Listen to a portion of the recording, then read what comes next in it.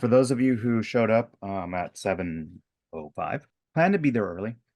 On time is late. A lot of times we think, oh, okay, the meeting starts at 7, so I'm going to sign in right at 7. And then, oh, Zoom has to update. And oh, I'm having trouble getting in. What do I do? Am I going to contact? And now you're 5, 10 minutes late to the meeting.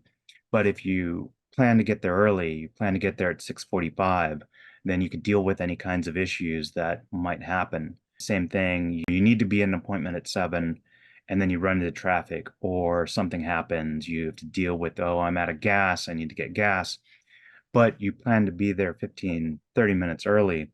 Now you can deal with this. It gives you options so that you can still make it on time.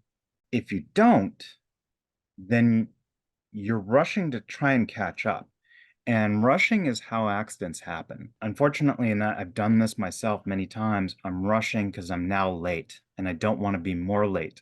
And so I'm trying to get out, I'm trying to get down the road, I'm trying to do this. I end up forgetting things. I'm rushing to get there even though I'm already late.